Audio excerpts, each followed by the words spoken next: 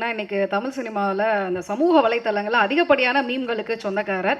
ஒரு தயாரிப்பாளருக்கு இந்த அளவுக்கு வந்து மீம் கிரியேட் பண்ண முடியுமா? அப்படிங்கிறது எனக்கு தெரியல. பட் இவருக்கு வந்து அந்த விஷயங்கள் எல்லாமே வந்து அமைஞ்சிருக்கு. தயாரிப்பாளர், இயக்குனர், இப்ப வந்து அதிகமா எதிர்பார்க்கப்படுற வெங்கட் பிரபுவின் மாநாடு படத்துடைய தயாரிப்பாளர் திரு சுரேஷ் காமாட்சி அவர்களை பேச வருமாறு அன்போடு அழைக்கிறேன். சார், விடிய விடிய ஷூட்டிங் நடத்துறீங்களாமே, அதை பத்தி நீங்க கொஞ்சம் சொல்லுங்க.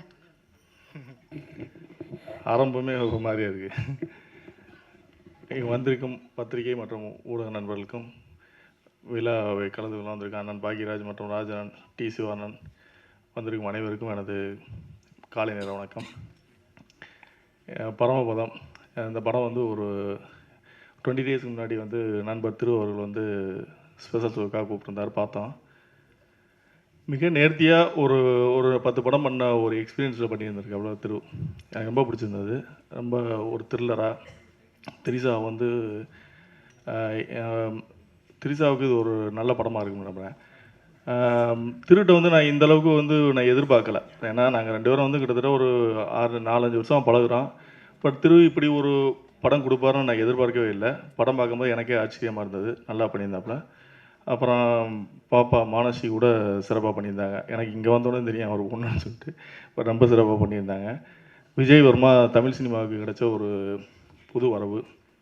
நல்லா நான் விஜய் வர்மாவும் வந்து இந்த அளவுக்குலாம் பண்ணுவார்னு எதிர்பார்க்கலை. பட் நல்ல சிறப்பாக பண்ணியிருந்தார். அவரை கொண்டு போய் சேர்க்க வேண்டிய பொறுப்பு ஊடக நண்பர்களுக்கும் பத்திரிகை நண்பர்களும் உங்களை சேர்த்தது தான்.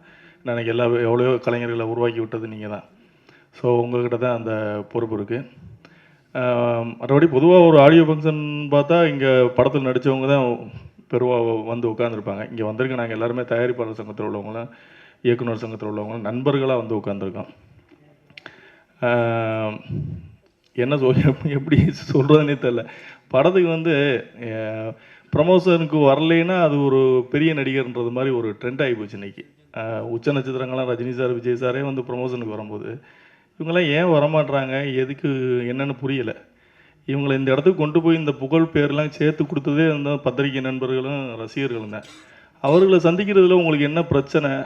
இவ்வளோ படம் போட்டு படம் எடுக்கிறாங்க, எதுக்கு உங்களை வந்து ஒரு பாப்புலரான ஒரு ஃபெமிலியரான ஆர்டிஸ்ட்டை போடுறோம்னா உங்களுக்குன்னு ஒரு ஃபாலோவர்ஸ் இருப்பாங்க, உங்களுக்குன்னு ஒரு பப்ளிசிட்டி இருக்கும். பத்திரிகை நண்பர்கள் வந்து இப்போ விஜய் வர்மாவை பற்றி ஒரு செய்தி போட்டால் நிச்சயம் போட மாட்டாங்க. ஏன்னா அவங்களும் மைலேஜ் பார்ப்பாங்க கண்டிப்பாக. அப்போ இங்கே ஒரு நடிகர் முகம் தெரிஞ்ச ஒரு நடிகர் வந்தாங்கன்னா அவங்களுக்கு ஒரு மைலேஜ் இருக்குன்னு நம்பி தான் நாங்கள் வந்து முகம் தெரிஞ்ச நடிகர்களை வந்து படத்தில் வந்து கமிட் பண்ணுறோம். அப்போ உங்களுக்கு குறைந்தபட்சம் அந்த ரெஸ்பான்சிபிலிட்டி வேணும்ல. ஒரு படம் வந்து ப்ரொமோஷன் இவ்வளோ போட்டு செலவு பண்ணி பண்ணுறாங்க, அதில் வந்து கலந்துக்கணும் அப்படின்ற அந்த ரெஸ்பான்சிபிலிட்டி கொஞ்சமாக வேணும்ல. ஏன் வர மாட்டீங்க? ஏன் ஊடகத்தை மீட் பண்ண மாட்டீங்க? பத்திரிகையாளர் மீட் பண்ண மாட்டீங்க? ரசிகர்களை மீட் பண்ண மாட்டீங்க? என்ன உங்களுக்கு என்ன பிரச்சனை?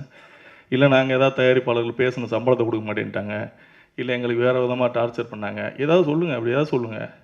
ஒரு படத்தோட ப்ரொமோஷனுக்கு வரணுன்றது வந்து இது என்னோடய பணிவான வேண்டுகோள் தான். அதாவது வந்து இது உங்களுடைய ரெஸ்பான்சிபிலிட்டி. அதுக்கு தான் நாங்கள் பிரபலங்களை தேடி படம் எடுத்துக்கிட்டு இருக்கோம். இல்லைன்னா புது நடிகர்கள் 1000 பேர் வச்சு படம் பண்ணலாமே. எவ்வளோ நடிகர்கள் புதுசு புதுசாக வந்துட்டு இருக்காங்க. எதுக்கு நாங்கள் பிரபலத்துக்கு போய் உங்களுக்கு கேட்குற சம்பளத்தை கொடுத்து நாங்கள் பண்ணுறோம்? நீங்கள் இந்த மாதிரி வருவீங்க, ப்ரொமோஷன்ஸில் பேசுவீங்க, உங்களுக்கு பத்திரிகையாளர்கள் வந்து உங்களுடைய செய்திகளை வந்து உங்களை இந்த அளவு கொண்டு போய் உயர்த்தினவங்க இன்னும் அடுத்தவங்க, அது எங்களுக்கு ஒரு செய்தியாக இருக்கும் அப்படின்றதுக்கு. அதான் நீங்களே வரலைன்னா அது ஏன் வரல என்னென்ன ப்ரொடியூசர் தான் தெரியும், ப்ரொடியூசர் தான் சொல்லணும். பட் இருந்தாலும் நம்ம பார்க்கும்போது நமக்கு ஃபீல் பண்ண விஷயத்த உங்கள்கிட்ட ஷேர் பண்ணுறோம், அவ்வளோதான். மற்றபடி இன்றைக்கி ரியல் ஹீரோன்னு பார்த்தா அந்த ஃபங்க்ஷனில் வந்து அமரீஷ் தான். அமரீஷ் இந்த படத்தில் ஆர்ஆர் வந்து மிக சிறப்பாக பண்ணியிருந்தாப்புல. பெருமைக்காக அவரை பாராட்டணுன்றதுக்காக போலியாலாம் பேசலை. உண்மையாகவே இந்த படத்துக்கு வந்து பெரிய பலம் வந்து ஆர்ஆர் நல்லா பண்ணியிருந்தாப்புல. ரிவ்யூ கடைங்க வந்து அமரீஷ் வந்து ஒரு நடிகராக வந்து ஜெயிக்கணும் வந்தால் யாராவது ஒவ்வொருத்தரும் ஒரு கனவுல வர்றோம். பட் அதுக்கு அமையாத போது இன்னொன்று தேடி அமைச்சுக்கிறோம். அப்படி அமரீஷ் வந்து ஹீரோ வரணும்னு வந்தார். பட் இன்றைக்கி மியூசிக்கில் வந்து எனக்கு அவர் படம் இந்த படம் வந்ததுக்கப்புறம் நிச்சயமாக அவருக்கு நிறைய படங்கள் வாய்ப்பு.